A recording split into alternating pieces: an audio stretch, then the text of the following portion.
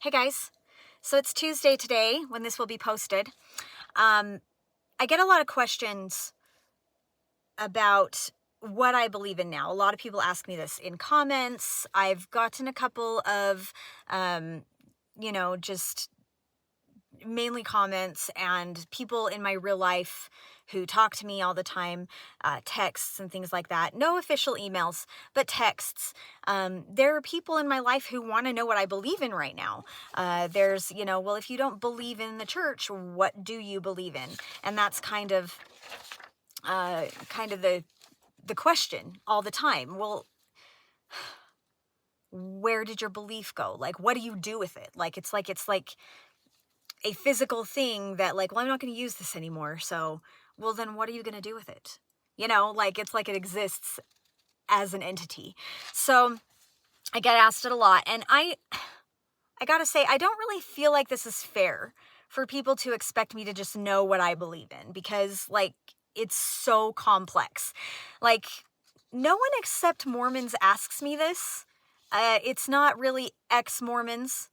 Ex-Mormons kind of all understand the concept of the complexity.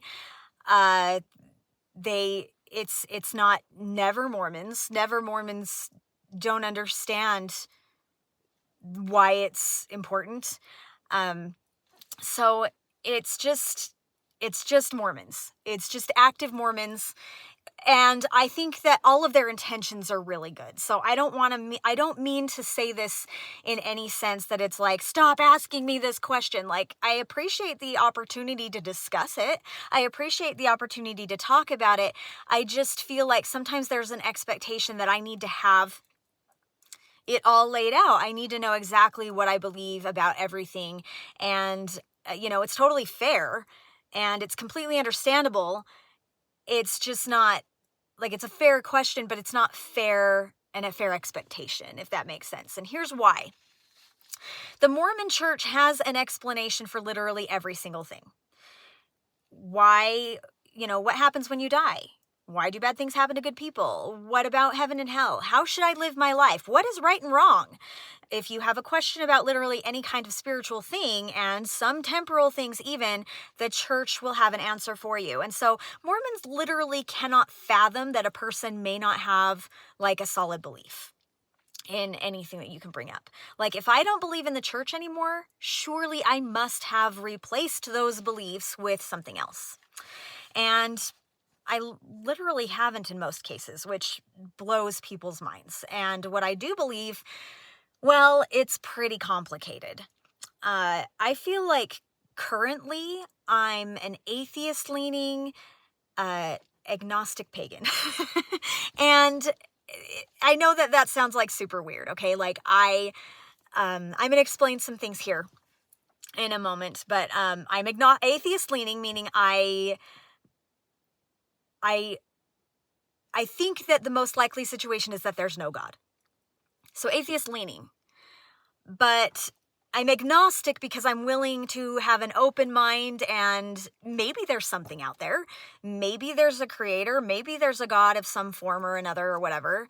And pagan because I do practice specific rituals and things. I think rituals are very, very human. I feel like it gives meaning to people's lives.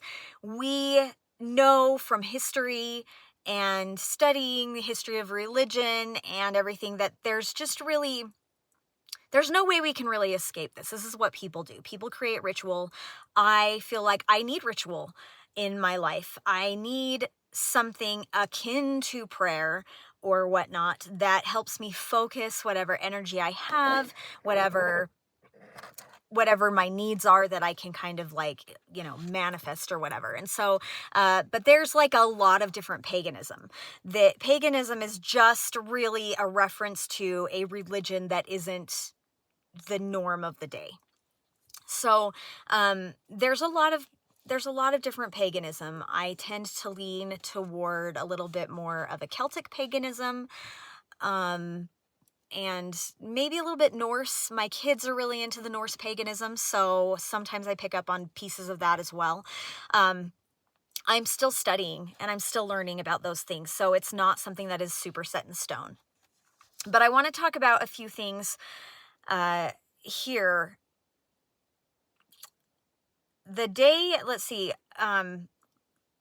Okay, so the day I walked away from the church, the bishop asked me, "Where will you go?" Yes, that cliche.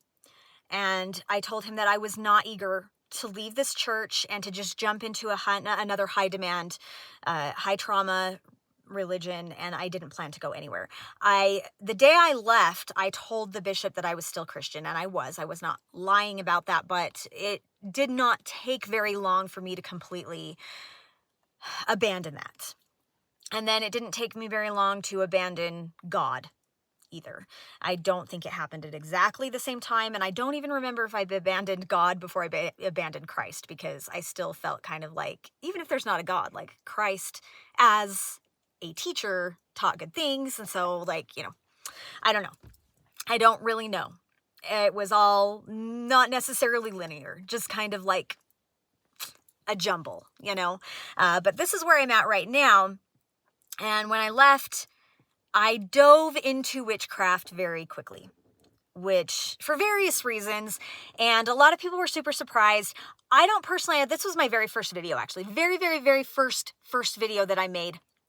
It's not on TikTok. It would be on Instagram, because I made a really short little, I don't know, 15-minute video, because people were like, "What happened to you? How did you go from goody two-shoes Mormon girl to witch?" And I was like, I just am gonna say this, but so there's a video about that if you want to go check it out on Instagram.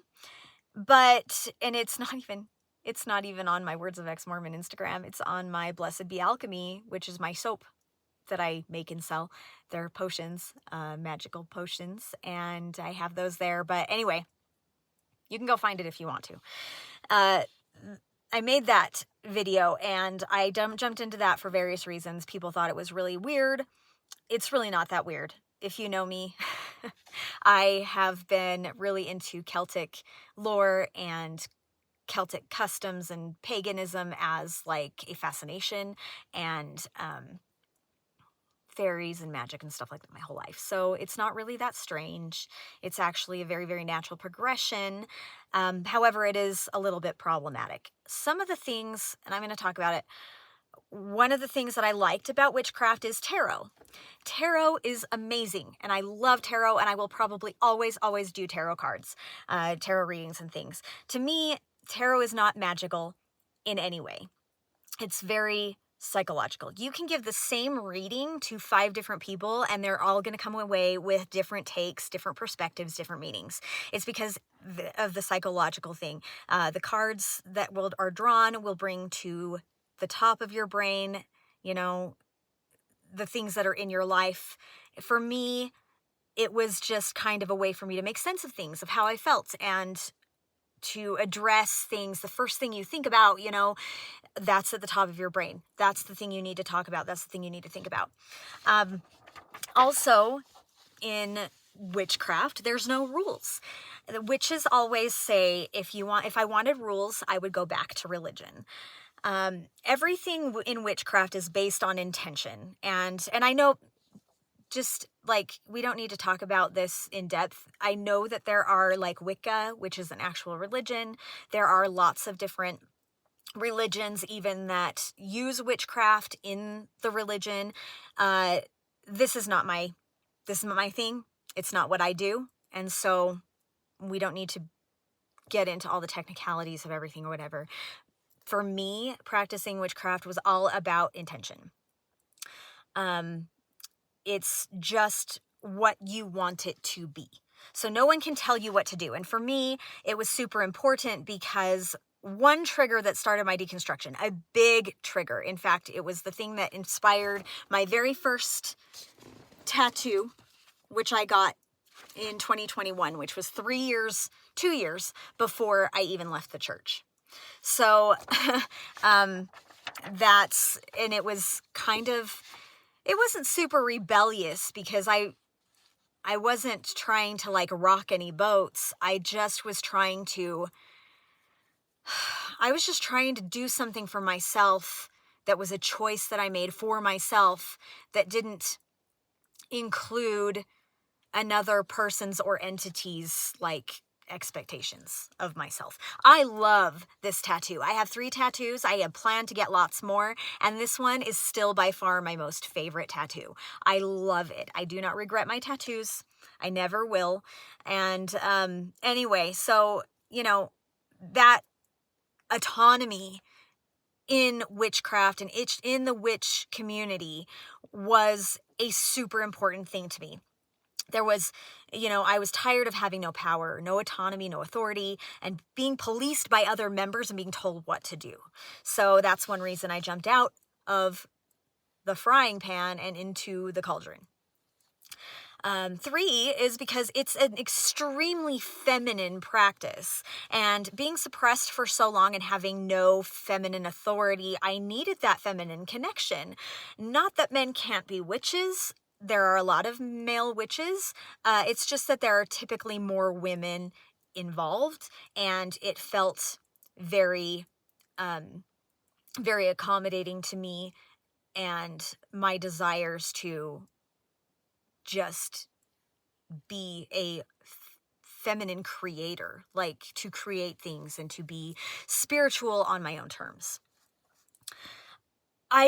Number 4, I do still very much believe in energy and intention and connection. And I think we are all very deeply connected emotionally and spiritually.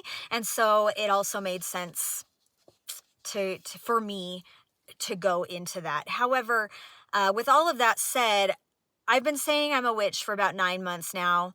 And I'm in groups about it and everything, and I'm starting to still see a lot of similarities in the way that other witches talk about the spells and potions and things that they make and they do, because it feels exactly like prayer and priesthood blessings and the commandments and the church and all those things. And when these spells that people make don't work, the reasons they have for it are very similar to what the church says. Well, you didn't do it right. You didn't have enough faith or belief. Maybe it's not meant to be. Or maybe you need to do it again. Pray again, get the right answer, So, I'm just really tired of that whole thing, in the sense that there's any kind of other entity controlling anything about me or what I receive, including no God, but even like a universe that like decides for me what is best for me. So, while I still feel like magic is super fun and satisfying, in the sense that I feel like I have my own power and my own intention overall as far as the existence of God, and I'm now leaning toward just nothing. Like, spells or incantations that I do are symbolic only, and the feeling more comfortable with everything just being like a natural progression or a result of a choice we make, etc. I do believe in an afterlife. I don't really know what this means. I don't really know how to reconcile it or give a reason for it or say what I think actually comes next. I don't know. I don't believe that for an afterlife to exist, that it means there's a God, or that there needs to be a God to like orchestrate that. I don't know that it means that there's a heaven or hell. I'm not sure anybody gets punished for the bad things that they do in this life.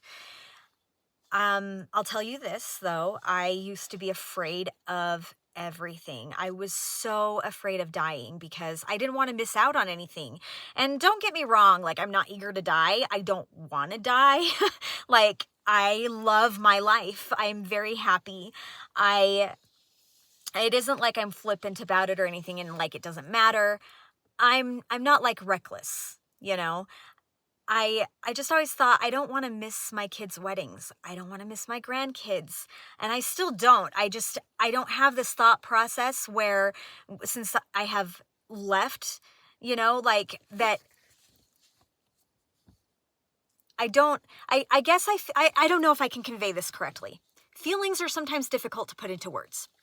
So, but I have this thought process, had this thought process when I was a member of the church, that if I died, I was leaving my kids, that I was stepping away from them. And I know, like, there's things you can't control. There are accidents, there are sicknesses, there are things that you can't control, and it's not your choice. But also, like, I didn't feel like if something happened and I wasn't here that I would, like, I would be somewhere else. I felt like I would be somewhere else instead of being with my kids. And that, I would be doing something different. That the process of that, the attitude of that would mean that they weren't important enough for me to be there. See, I'm going to cry. I'm sorry. I didn't expect to feel this. Still those feelings of fear. Because that, even talking about it now, it brings back that fear. I can talk about this in the sense, I can talk about it. I've talked about it a lot with my son who's been home from college since Thanksgiving. We've had multiple conversations about it. He saw Heretic and we've had a lot of back and forth about it. And I haven't choked up like this, except for talking about the way that I felt in the church. I can talk about what I feel about now without crying. I can't talk about how I felt in the church without tearing up.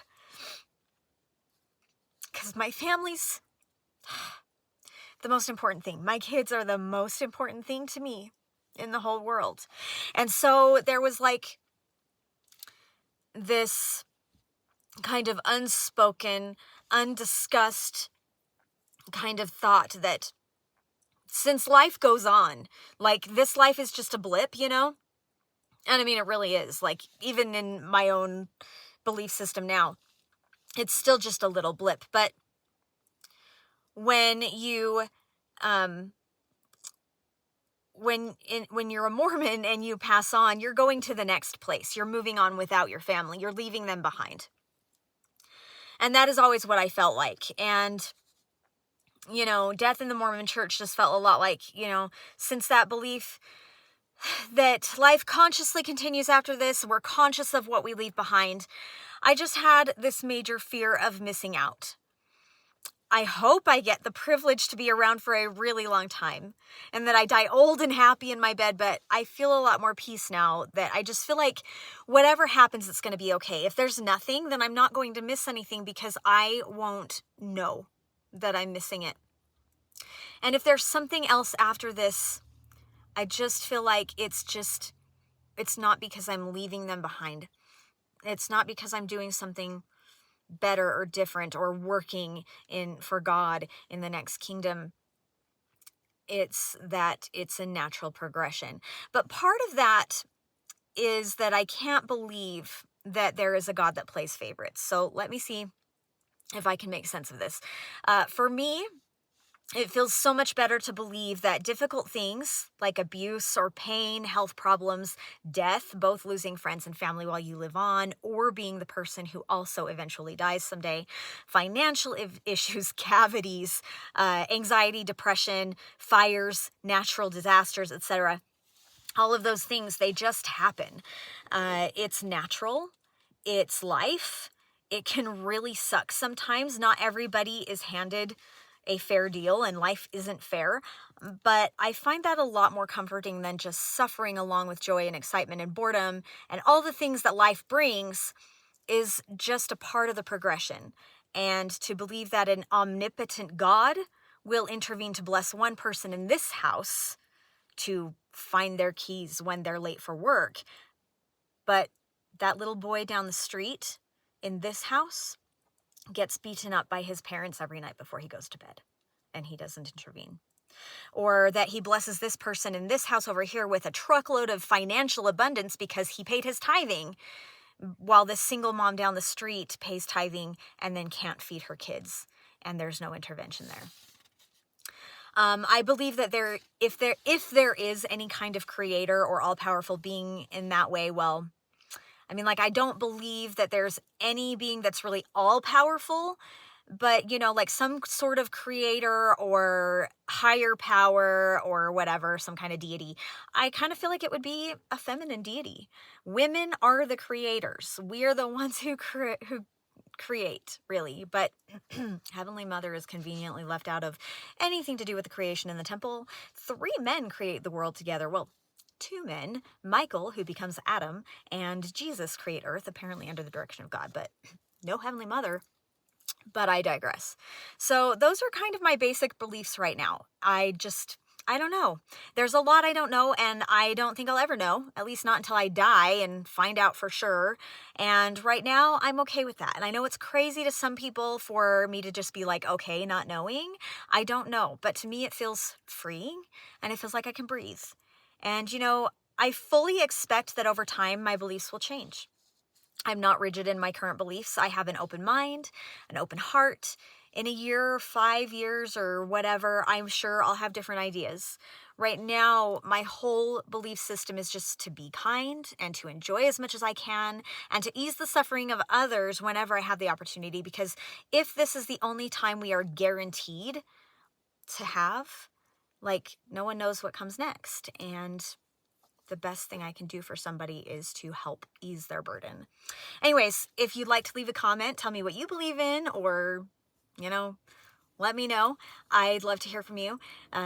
Please leave a comment or send an email to bray.wordsofexmormon@gmail.com. Thank you so much, and think terrestrial.